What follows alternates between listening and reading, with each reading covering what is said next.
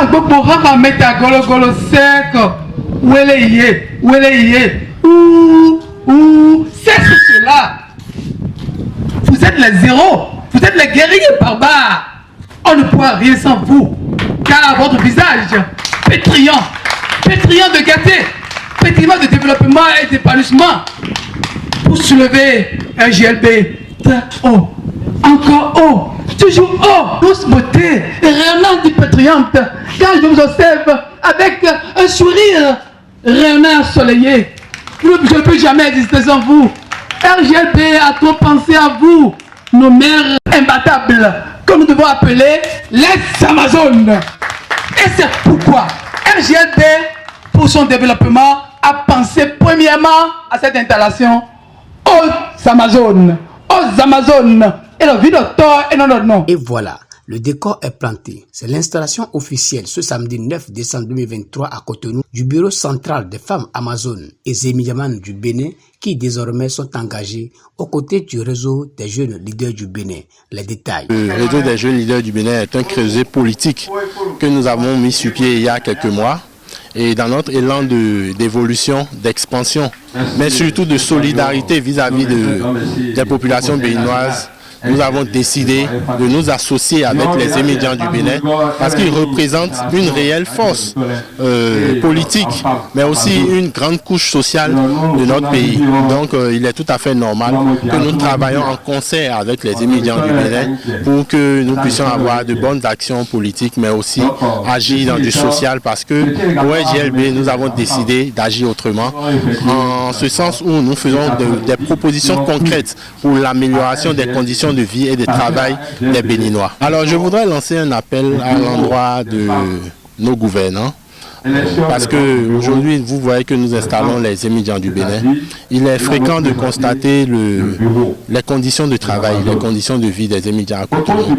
Cela laisse vraiment à désirer, d'autant plus que nous voyons souvent la nuit tomber beaucoup de émigrants qui ne vivent pas sur Cotonou mais qui viennent travailler sur Cotonou, se reposer dans les stations-service. Ils sont allongés sur leur moto, ils n'ont nulle part où rester, ou souvent on les voit sous les ponts, ce qui n'est pas vraiment une bonne image pour notre pays, ce qui n'est pas une bonne chose pour eux-mêmes parce qu'ils sont dans des situations d'insécurité constante.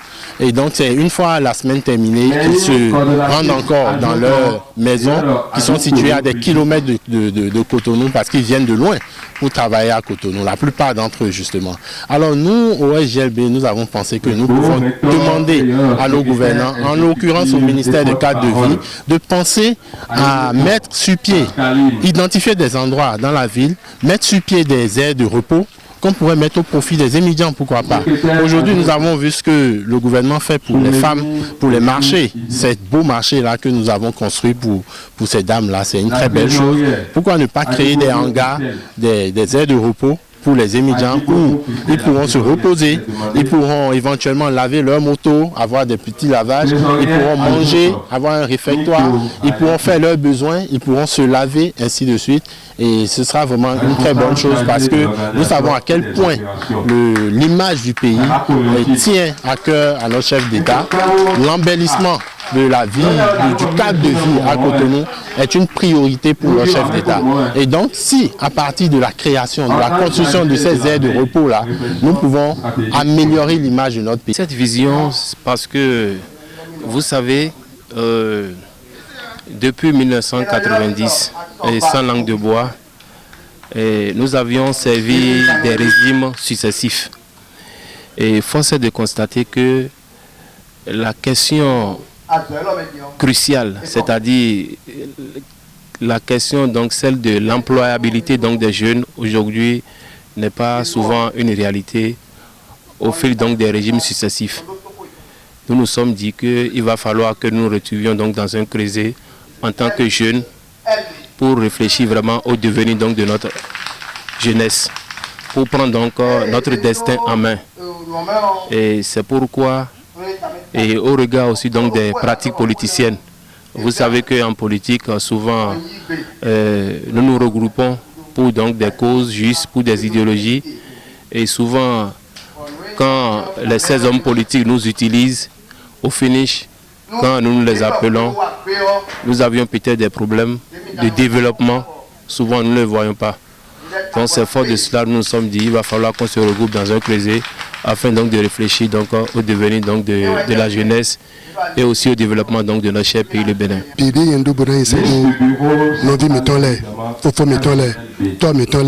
Dedo semi chame de maro semi chame po mele bipo e wendo kero RGLBO when we see afodai o akpla semi janole bodo kelo le mede emi modo le mede semi janole o when animateur politique ton au Bénin mais egbetion ye kini do kero iro politique ko hoidion ino mo semi janole deboa ino mo semi janole deboa bon semi janole autorité de notre cité que e allo député de notre cité que mi wa dona do ko semi janole ou ne mi na bloquement ye ne skale le so e me de bono kende wa no ni ezon bo mi cité bo que mi dere so mi cité bo egbe yo ni do semi janole assemblée yo e na mo assemblée e do ministre e na mo semi janole ministère donc à fonder mi seroti on. J'exhorte toutes les femmes, les jeunes filles, nos enfants qui traînent encore les pas pour dire quel réseau,